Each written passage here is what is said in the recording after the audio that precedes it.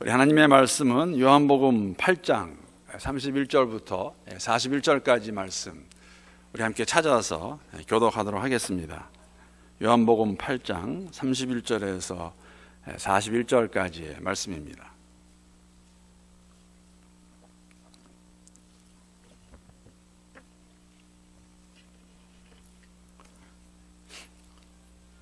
네, 31절 말씀 제가 먼저 읽도록 하겠습니다. 그러므로 예수께서 자기를 믿은 유대인들에게 이르시되 너희가 내 말에 거하면 참으로 내 제자가 되고 진리를 알지니 진리가 너희를 자유롭게 하리라.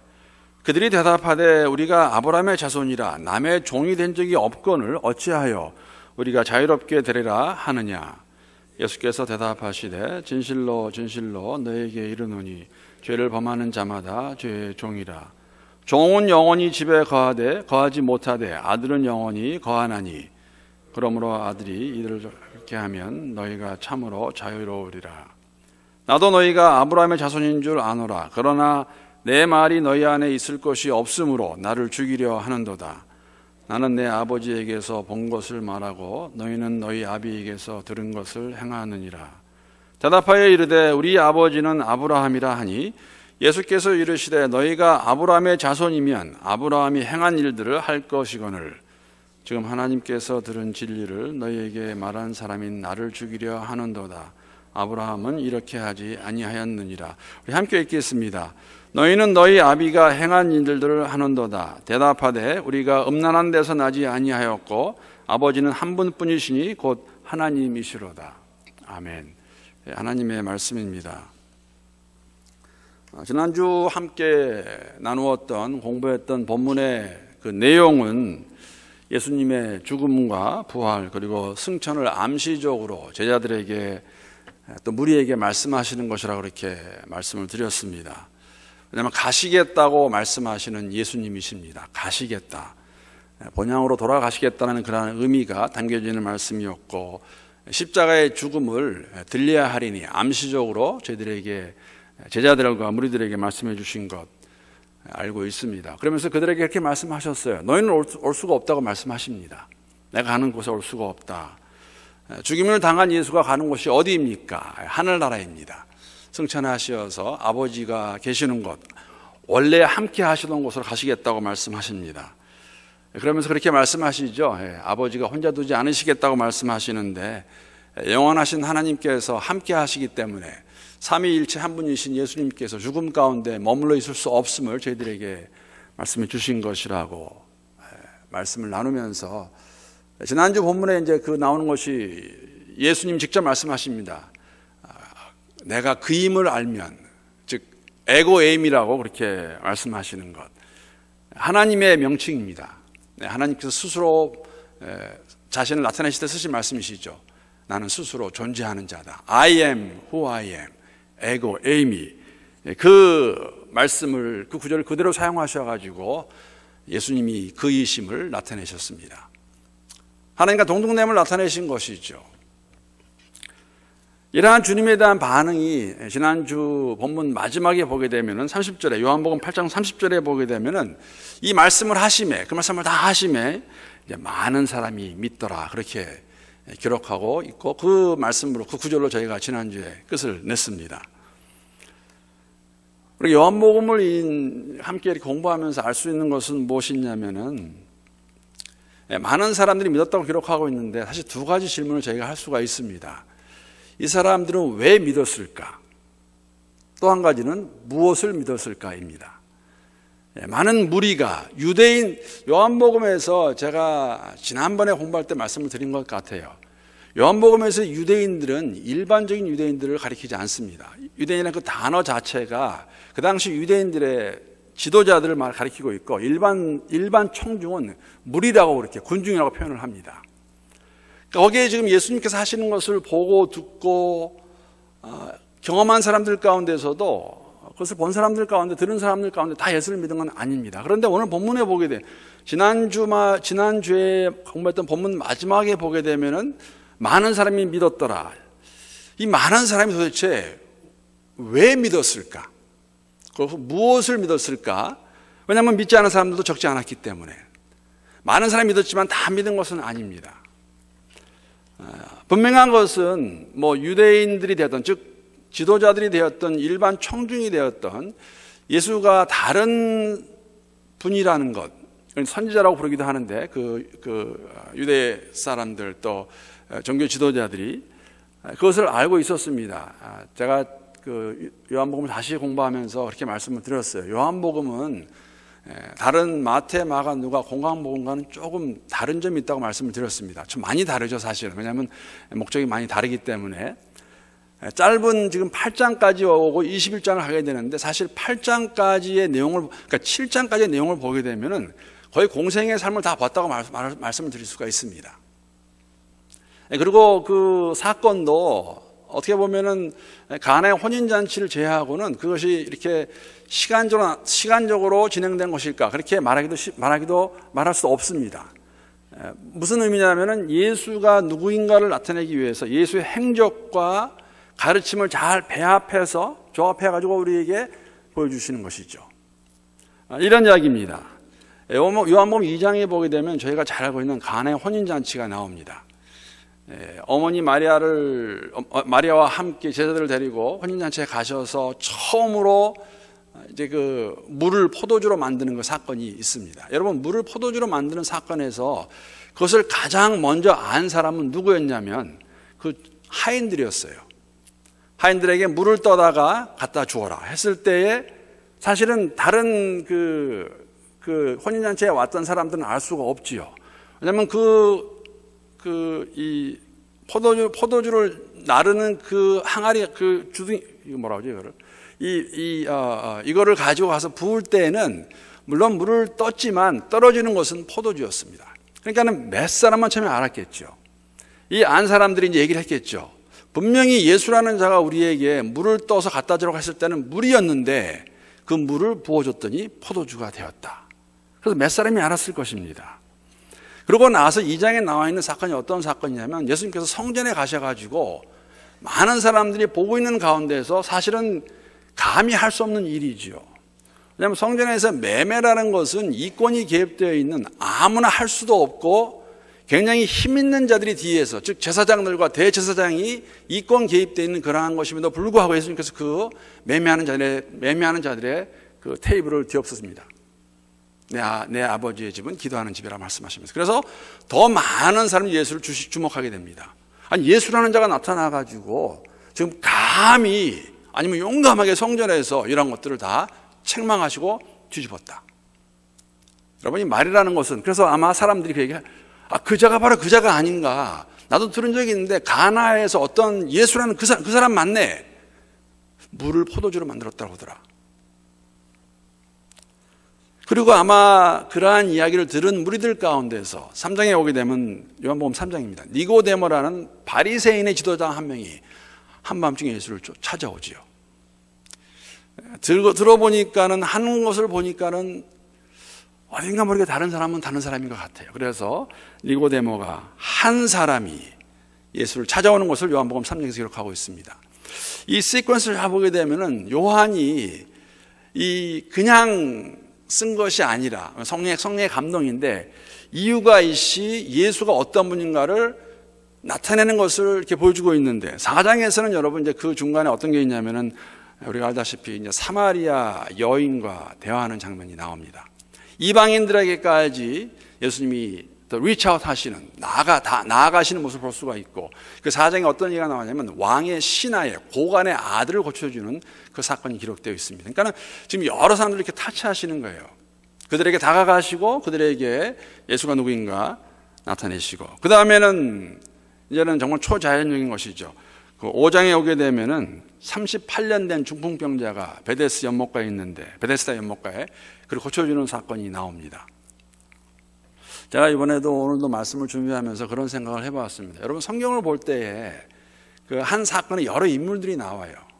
여러 인물들이 나오는데 우리는 종종 나라는 사람이 누구와 그 사건의 인물과 이렇게 아이덴티파이 할까.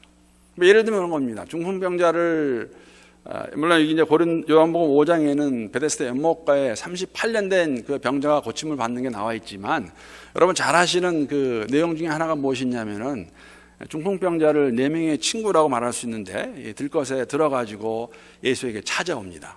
왔을 때 무리가 너무 많아서 가까이 갈 수 없었지요. 그랬을 때 4명의 친구들이 지붕에 올라와서 지붕을 뚫고 예수님 앞에다가 그 병자를 내려놓습니다. 했을 때 여러분은 누구와 내 자신을 아이덴티파이 합니까? 나는 누군 것 같다. 나는 중풍병자입니까? 4명의 친구 중에 1명입니까? 그 무리입니까? 아니면 제자들입니까? 그래서 성경을 보면서도, 물론 사건을 보면서 내가 이렇게 나는 이 사람의 입장에서, 오늘도 그런 얘기가 나올 것입니다. 오늘도 제가 말씀드리겠지만 나는 유대인의, 왜냐하면 오늘 본문의 마지막은 상당히 엄청난 말이 나옵니다. 왜냐하면 유대인들도 아브라함의 자손이라고 말하면서 하나님이 자신의 아버지라고 말하고, 예수님도 하나님이 자신의 아버지라고 말씀하십니다. 그런데 유대인의 마음과 예수님의 마음은 같지 않아요. 유대인들은 예수를 잡아주기 원합니다. 근데 둘 다 하나님을 아버지라고 부르고 있어요. 누군가 한쪽은 진실이, 한쪽은 아버지의 아들이 아니라는 것이죠. 그 다음에 요한복음 6장 오게 되면은, 지금 제가 드리는 말씀은 왜 많은 사람들이 예수를 믿었을까? 이것은 1장부터 전개되고 있는 내용에 사도 요한의 의도가 들어가 있다는 것이죠. 6장에 오게 되면 저희가 너무나 잘 알고 있는, 아마 예수님이 행하신 기적 가운데서 정말 이런 기적은 가장 많은 사람이 한 장소에서 한 시간에 다 경험한 것이죠. 오병이의 기적입니다. 그것을 먹고 적어도 장정 5천 명이 먹었습니다. 최소한도 2만 명, 3만 명까지 생활할 수 있는 그러한 큰 무리가 한 곳에서 한꺼번에 먹었다는 것이죠. 이것을 먹은 사람들이 나가서 무엇이라고 말했을까? 예수라는 자는 정말 특별한 사람이다. 고기 떡 5개와 고기 2마리로, 생선 2마리로 우리를 다 먹였고 12광주리가 남았다 라는 그 이야기를 하기 시작했을 것입니다. 거기에 보게 되면 요한복음 6장에는 이거는 많은 무리가 본 건 아니에요. 그러나 무리를 걸으시는 예수님의 모습도 기록되어 있습니다.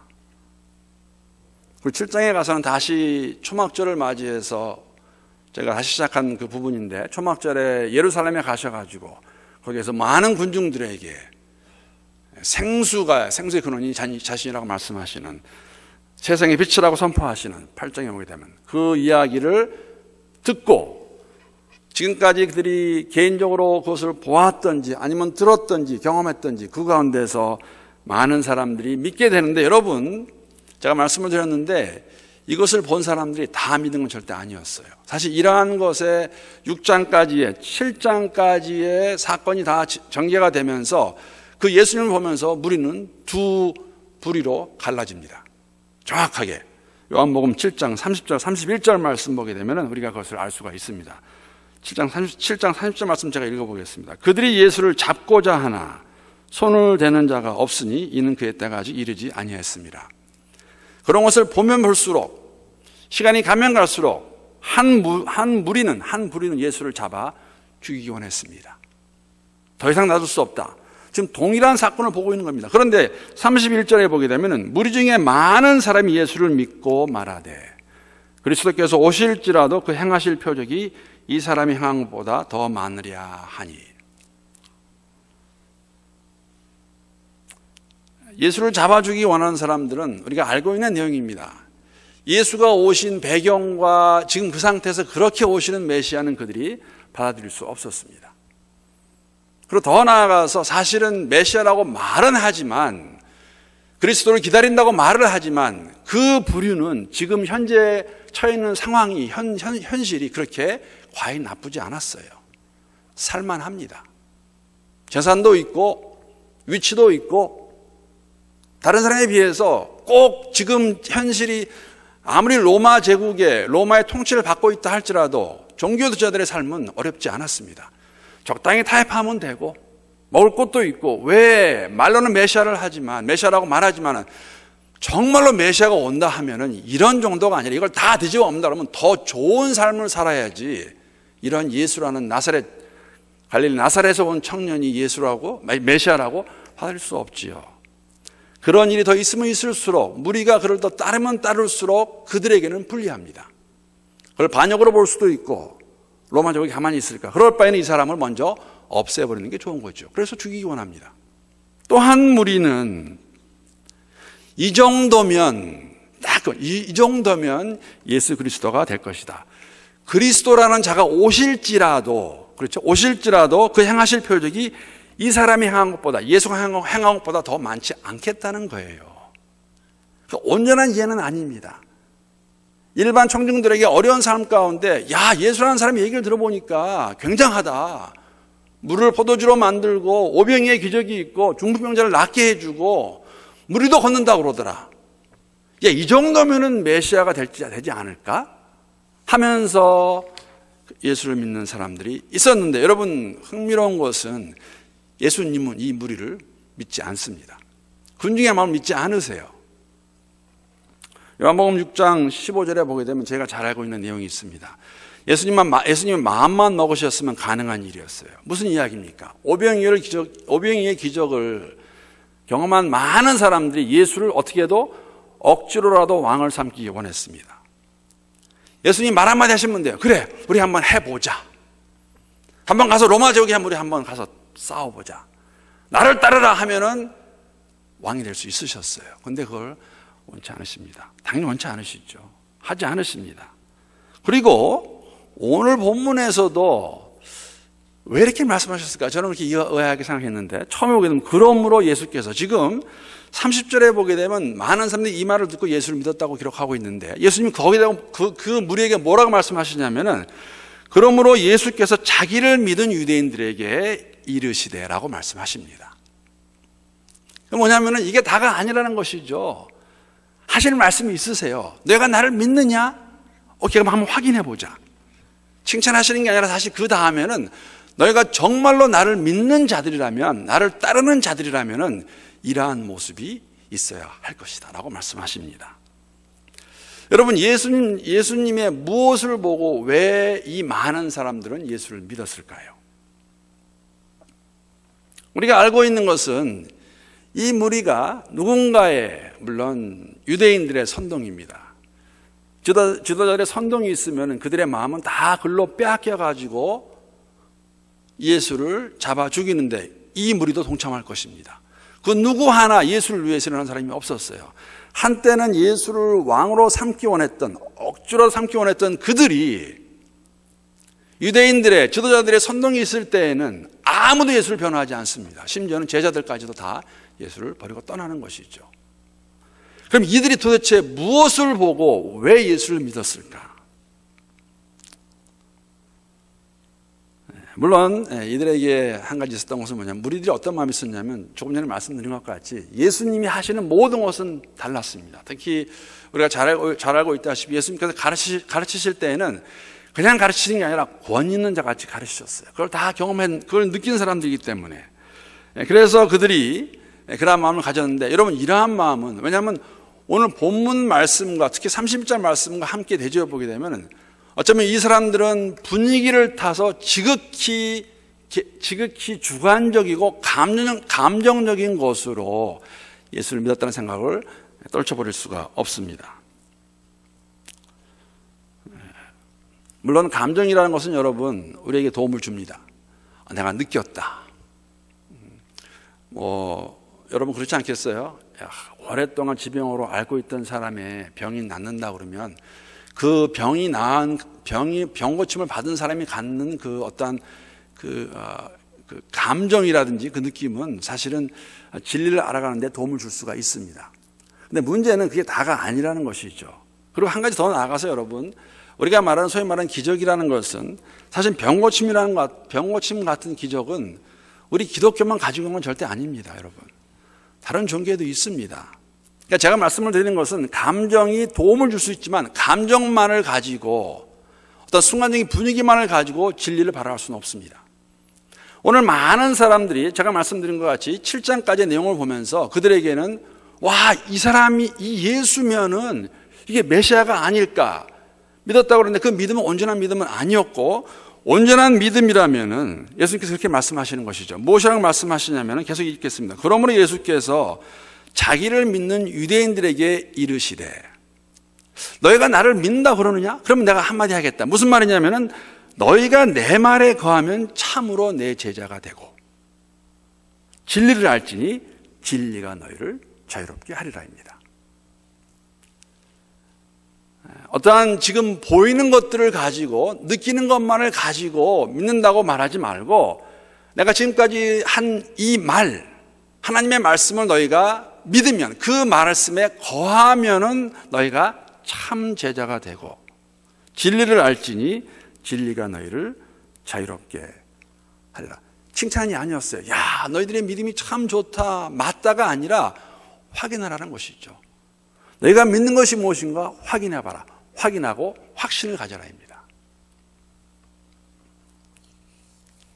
그들이 느낀 것, 예수가 메시아일 수도 있겠다는 그러한 생각, 믿는 것에 대해서 확신이 있다면, 그것이 정말 예수가 내가 메시아라는 확신이 있다면 내 말을 너희가 들을 것이고 내 말에 거할 것이고 내 말에 거하게 될 때에 진리를 알게 될 것이고 진리가 너희를 자유롭게 하리라. 그래서 결과적으로 너희가 예수 안에서 예수로 인해 예수를 통해서 진정한 자유함을 얻을 것이다. 문제는 여러분 본문에 나오지만은 유대인들은 자신들이 노예로 살고 있다는 그조차도 부인하는 사람들입니다. 거기에 대해서 바로 이제 말씀을 하시죠. 제가 이 말씀 보면서 한 가지 적용한 것은 뭐냐면은 다시 저희들에게 여러분 이 31절에서 주시는 말씀은 다시 저에게 주시는 말씀은 말씀 안에 거한다는 것이 무엇인가? 여러분과 저와 같이 예수가 우리의 주인임을 고백하는 사람들에게 예수를 믿는다는 것이 무엇이고 말씀 안에 거한다는 것이 무엇인가? 제가 이제 기회가 될 때마다 그런 말씀을 드리는 것 같아요. 목사가 설교를 잘한다는 말을 듣는 거 싫어할 목사는 없습니다. 저 목사 설교 참 잘하네, 은혜가 있네. 그러나 목사의 설교는 여러분 강단에서 말 잘하는 것에서 끝나게 되면 사실 큰 의미는 없습니다. 목사가 먼저 나누는 그 말씀에 대해서 본인의 삶 가운데서 그걸 적용하기 위해서 몸부림침이 있어야 되겠죠. 성도도 똑같습니다. 삶이 다르지 않습니다. 우리가 정말 주 안에 거하는 자들이라면은 진리 안에서 예수 안에서 삶의 열매를 나타내고 변화가 있는, 그래서 진정한 자유함이 있는, 죄책감이 아니고 나는 맨날 이렇게 사나. 물론 그것이 우리가 죄인의 죄성이 있기 때문에 갖는 모습이지만 여러분 그것을 계속 반복하게 되면 우리는 사실 핑계밖에 안 되지 않겠습니까? 교만하는 말이 아닙니다. 말씀 안에 거하면서 오늘 사실 마지막 적용 부분은 그겁니다. 그럼 여러분과 제가 말씀 안에 어떻게 거할 수 있을까?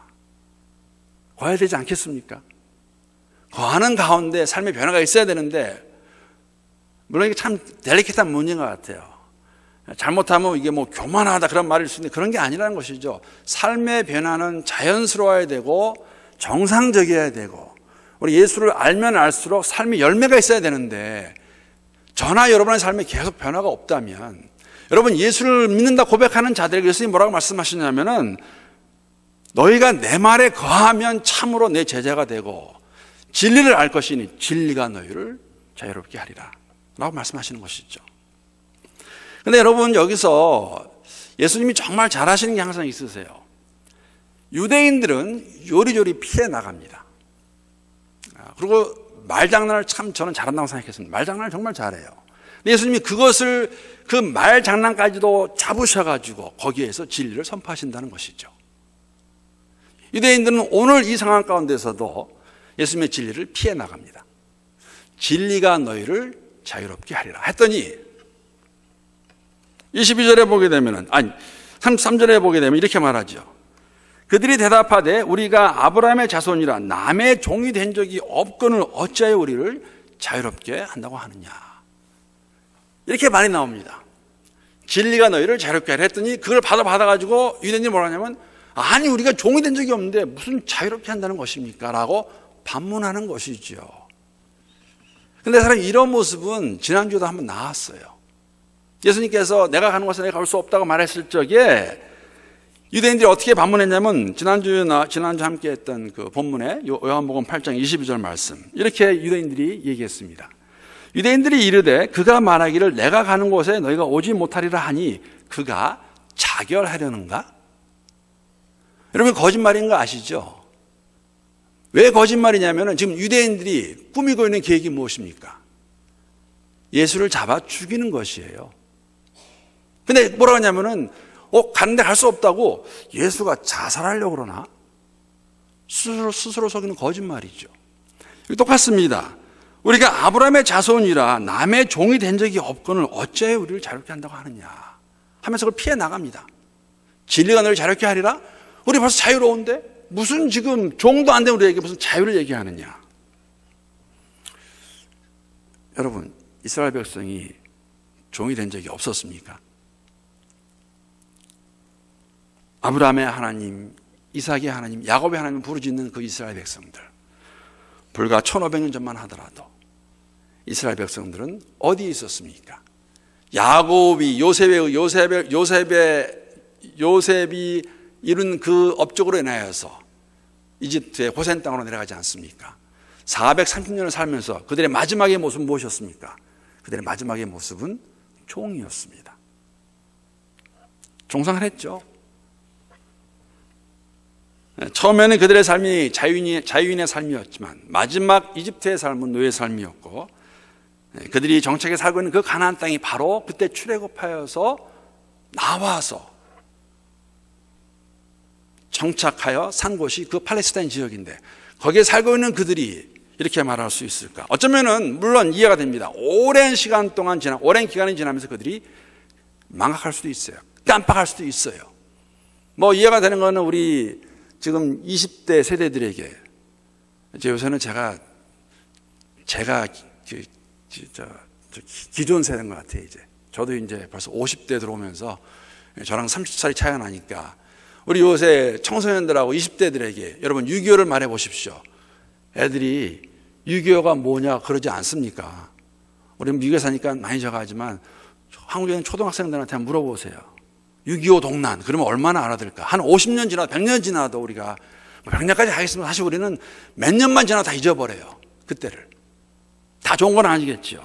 이렇게 1500년 지나면서 이들이 다 잊어먹었다 할지라도 여러분, 그 땅은 계속해서 외부의 침을 받았던 다른 이방인의 세력에 억압을 받던 곳이었습니다.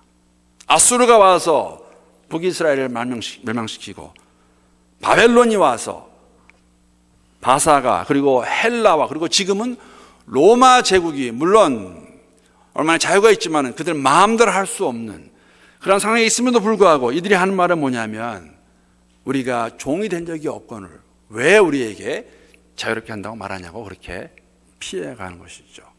왜 이런 말 했을까? 자, 이것이 오늘 말씀의 핵심입니다. 이제 아브라함 얘기가 나옵니다. 사실 예수님께서 그렇게 말씀하시는 것은 유대인들에게는 자존심이 상하는 말이었어요. 종을 얘기하고 정말 보잘것없는 예수라는 갈릴리 나사렛에서 한 청년이 나타나서 자신이 하나님의 아들이라고 말하면서 당신의 말이 진리라고 선포하면서 그 진리를 알아야 너희가 자유를 얻을 것이라고 말하는 그 예수의 가르침에 대해서, 선포에 대해서 거부하고 반발하는 말이 33절 내용입니다. 여러분, 유대인들에게 아브라함의 자손이라는 것은 혈통에 근거한 영적 자부심이었습니다. 비록 우리가 지금 로마 제국의 이러한 통치를 받고 있지만 우리는 하나님이 선택하신 아브라함의 자손들이고, 우리는 다윗의 영광을 다시 재건할 자들이라는 그러한 자부심이 있었다는 것이죠. 그런데 그를 향해서 너희가, 여러분, 그 자유함을 말한다는 것은 노예 상태를 전제하고 들어가는 것이에요. 내가 지금 자유하지 못하니까 자유할 수 있을 것이라고 말하는 것이죠. 그래서 그들이 그렇게 말했을 때 예수님 정말 순간적이고 그들이 하는 말을 가지고 진리를 잘 선포하십니다.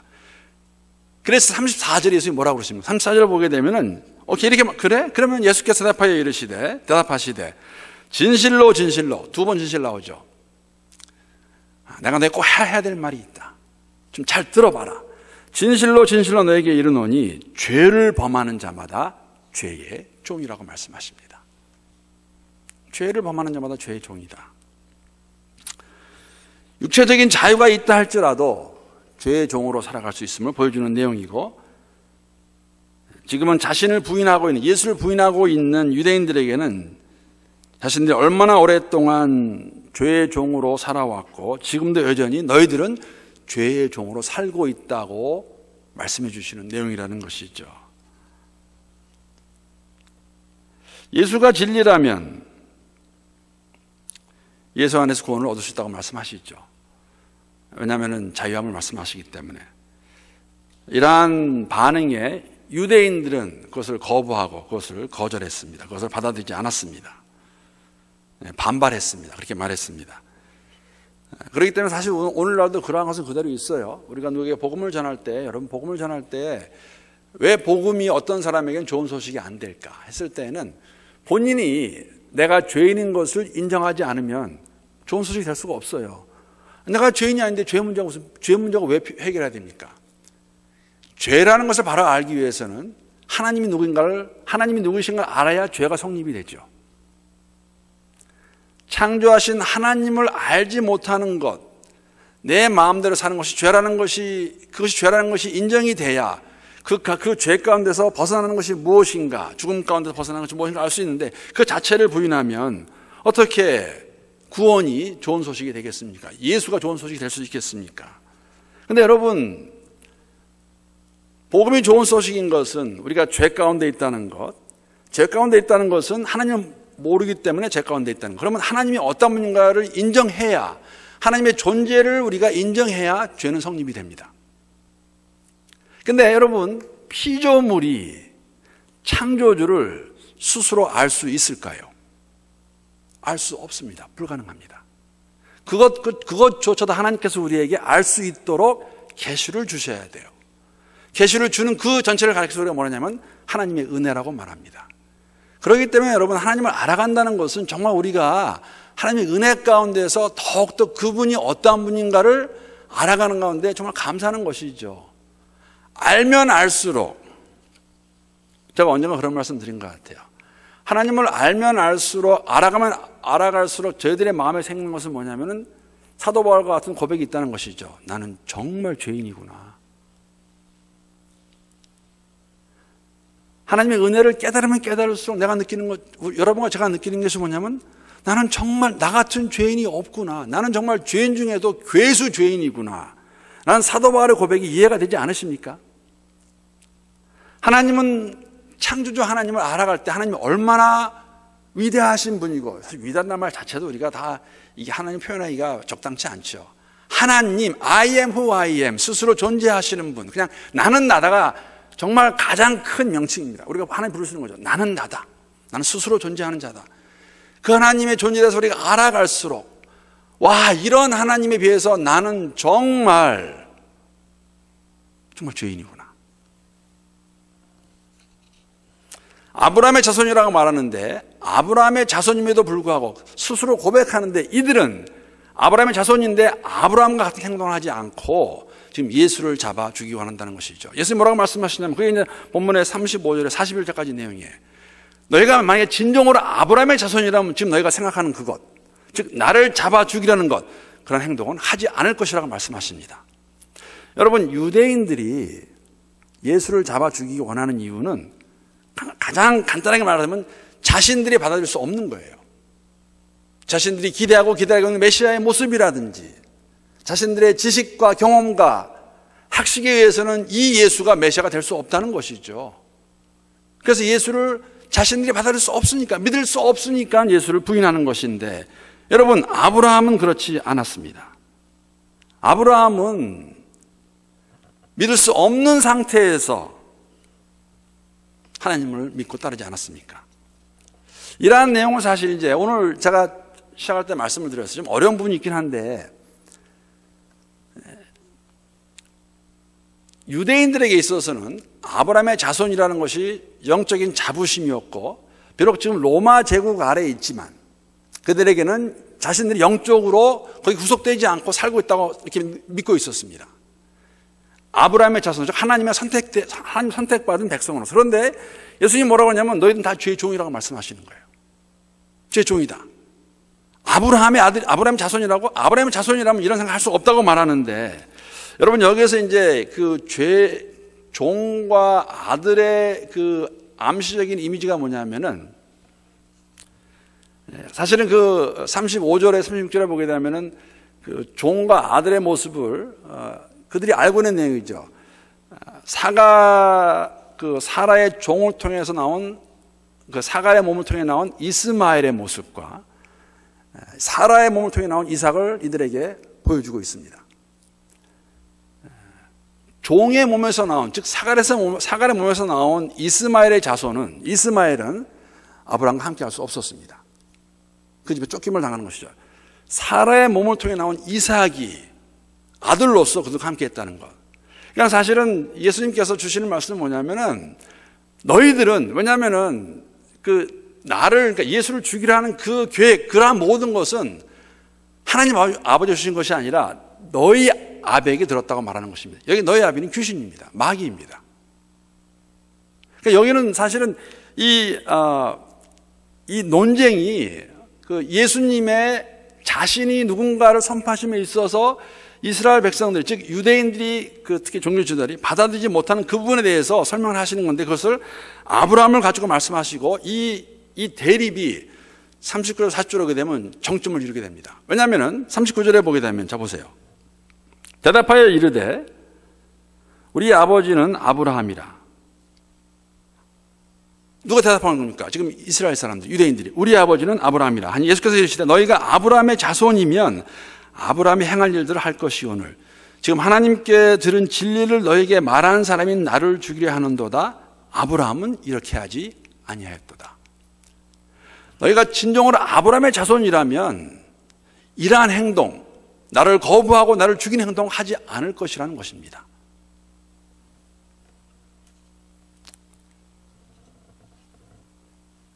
아브라함에게 있어서는, 여러분, 만약에 아브라함의 자손이라면 혈통적인 거, 그것을 말하는 게 아니죠.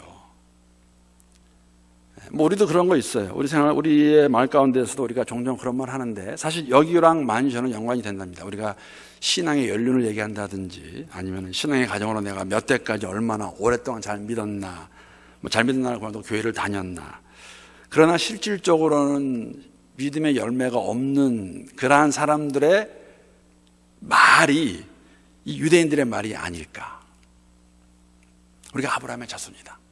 그래서 내가 아브라함의 자손이면 육체적으로 그것을 말할 것이 아니라 아브라함이 했던 그 행동을 해야 되는 것이 아니냐. 여러 가지를 얘기했는데 조금 전에 말씀드린 것 같이 아브라함이 했던 행동 가운데서 우리가 가장 잘 알고 있는 두 가지가 무엇입니까? 시작부터 하나님 나타나셔가지고 아브라함이 뭐라고 말씀하십니까? 너의 친척 아비 집을 떠나서 모든 걸 다 뒤로하고 내가 내게 지시할 땅으로 가라입니다. 여러분, 이 명령 자체는, 이 하나님 말씀은 이해할 수 없는 부분이에요. 제가 언젠가 말씀을 드린 것 같은데, 우리 이민 온 사람들은 처음에 여러분 한국 떠날 때 여러분 그렇게 떠나셨어요? 일단 배를 타고 보자. 어디인가에 정착을 하겠지. 그렇지 않으셨어요. 우리는 올 때 미국이라는 곳을 간다고 알고 오셨습니다. 대한항공을 탈 때에 오늘 우리가 미국으로 이민 가는구나. 미국 가면 좋다고 그러더라. 미국 가게 되면 한국에서 고생하는 것보다 낫다고 그러더라. 그렇게 우리가 이민을 왔습니다. 아브라함은 갈대 우르에서 잘 정착하여 살고 있던 사람입니다. 재산도 있었고 그 지역에서 인정도 받고 그런 그게 하나님 말씀하시는 것이죠. 떠나라. 이게 이해가 되는 이야기입니까? 그럼에도 아브라함은 떠났습니다. 우리가 너무나 잘 아는 또 한 이야기는 여러분 100살의 이삭을 얻었어요. 그것도 하나님의 약속을 얻었습니다. 이삭을 바치라는 하나님의 말씀. 아브라함은 이삭을 죽이려 했던 것이 아니라, 죽이려고 폼을 잡았던 것이 아니라 아브라함은 이삭을 죽였습니다. 칼을 들어 내릴 때는 찌른 거나 마찬가지예요. 그렇죠? 그게 이해가 되는 얘기입니까? 저 같으면, 여러분 같으면 우리 그럴 거 아니에요. 하나님 주셔서 받은 아들인데 이 아들을 왜 죽입니까? 제가 돌았습니까? 이 아들을 바치라고요? 하나님 제정신이세요? 베드로가 그랬어요. 보자기 있는 거 다 먹어라. 하나님 율법에 먹지 말라는데 먹을 수 있습니까? 내가 먹으라는데 내가 죽이라는데 여러분 이게 사람의 지식과 경험으로 이해가 되는 일입니까? 안 돼요. 이게 아브라함의 행동이었습니다. 예수라는 자가 나타나가지고 갈릴리 나사렛에서 정말 목수의 아들로 배운 게 뭐가 있다고 저런 청년 하나 나타나가지고 그렇게 말하는데 이해가 되죠. 그러나 예수님께서는 1장부터 7장까지 보여주셨어요. 당신이 누군가 보여주셨습니다. 오병이의 기적, 바다를 걸으시는, 중풍자를 고치시는, 물을 포도주로 바꾸시는 다 보여주셨습니다. 그럼에도 불구하고 믿지 않기로 작정한 자들의 모습, 진리를 거부하는. 그랬을 때 이 39절 40절이 유대인들과 예수님의 논쟁의 정점이 되었다면,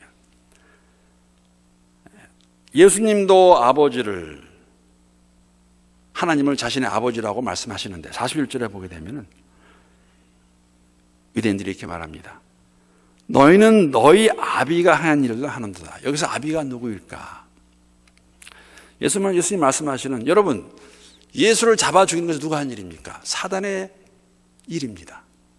예수님 말씀, 너희들은 너희 아비가 하는 것, 즉 사단이 말하는 것, 마귀가 하는 거 듣는구나 할 때 그들이 대답하되, 유대인들이, 자, 우리가 음란한 데서 나지 아니하였고 아버지는 한 분뿐이시니 곧 하나님이시로다 하면서 자신들도 이 아버지, 하나님을 아버지로 주장합니다. 하나님 아버지가 보내신 나, 예수, 에고 에이미, 그분이 하나님을 아버지로 말씀하고 계시는데 그를 죽이려고 하는 유대인들도 똑같이 주장합니다. 우리 아버지는 하나님이시다.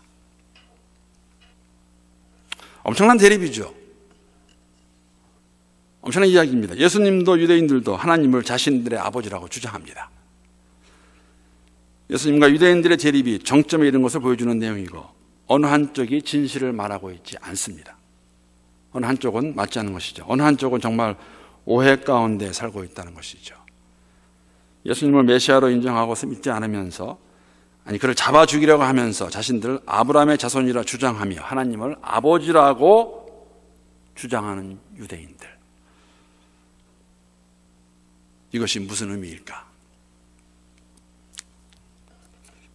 유대인들의 가장 큰 잘못이 있었다면 종교적인 열정이 있었고 형식적인 외형이 있었지만은 죄의 문제에 대한 바른 이해가 없었다는 것입니다. 하나님이 그들을 아브라함의 자손으로 선택한 이유가 무엇이었을까? 아브라함의 자손으로 살아가는 것이 무엇일까? 하나님을 아버지라 부르며 살아가는 것이 무엇일까? 그러면 여러분, 오늘 이 말씀의 결론은 사실은 오늘 본문의 처음 부분을 말씀하셨어요. 예수님께서 30절, 31절, 32절 말씀 다시 한번 읽어보겠습니다. 시작.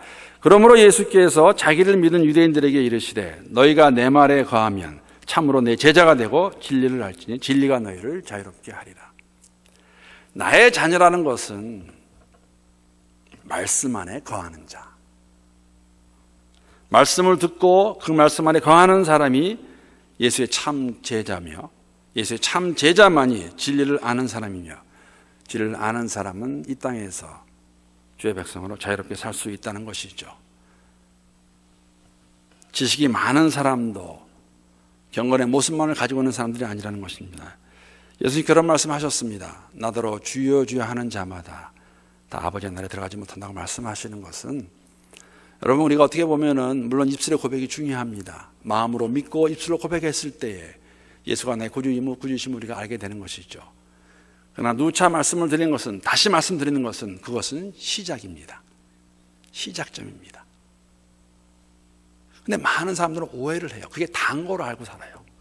아, 나는 이제 천국 가는구나. 나 됐네. 아니에요. 그것은 it's only beginning이에요. 시작이라는 것이죠. 너희가 내가 한 이 모든 것을 보고 내가 한 기적을 보고 나를 믿기 원하느냐? 오케이, 그러면 나 다시 말하는데 내 말 안에 거하라. 말씀대로 살아라는 것이죠. 말씀 안에 거하는 사람, 여러분 어떻게 하면 말씀 안에 거할 수 있을까? 제가 마지막으로 세 가지만 함께 오늘 다시 한번 나누고 적용 부분으로 오늘 함께 공부한 요한복음 8장 이 내용 마치도록 하겠습니다. 여러분 어떻게 하면 우리가 말씀 안에 거할 수 있을까요?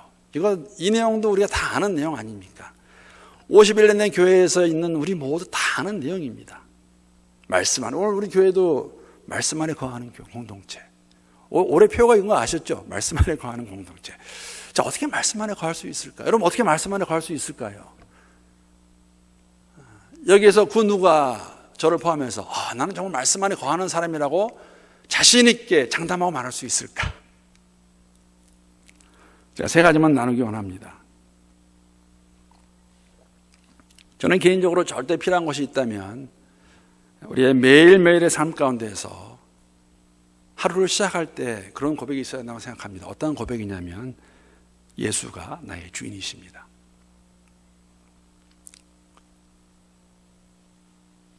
그렇지 않으면 예수와 나와 큰 상관이 없어져요. 오늘을 살아가는데 내 삶의 주인이 누구일까? 나를 인도하시고 나를 가르치시는 분이 누구일까? 예수님이세요. 그분이 나의 주인이십니다. 라고 고백이 있어야 됩니다. 여러분, 사람은 시간이 지나면 다 변하게 되어 있습니다. 100%. 많은 경우는 나쁘게 변하게 되어 있어요. 왜? 우리가 이 세상에 살고 있기 때문에. 아무리 우리가 버티고 하지만 우리는 변합니다. 초심이라는 게 그런 게 아닐까요? 내가 예수를 처음 믿었을 때에 참 그런 마음이 있었는데 우리가 지나다 보면은 우리도 알게 모르게 여러 가지를 입고 따라하면서 좀 돌이켜보게 되면 어딘지 모르게 변질되어 있어요. 저도 변질되어 있습니다. 내가 5년 전에 목회 시작할 때와 지금이 똑같을까? 저는 동일하기 원합니다.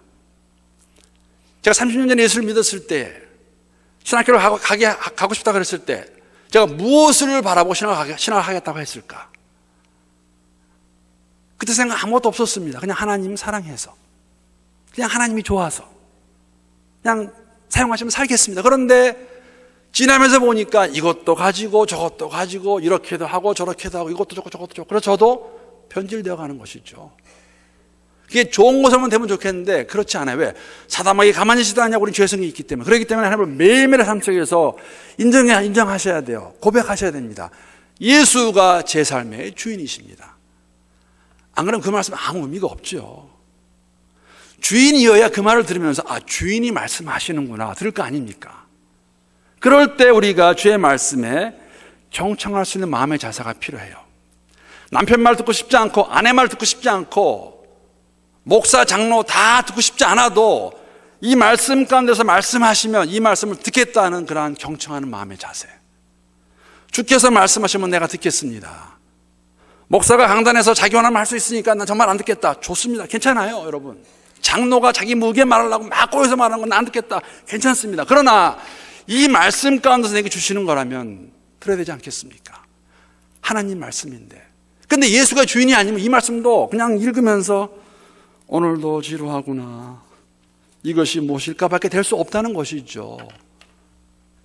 매일매일의 삶 속에 하루를 시작하시면서 예수가 주인임을 고백하고 그 주인의 말을 경청하기 원하는 마음의 자세가 절대 필요합니다. 이거 훈련입니다, 저는.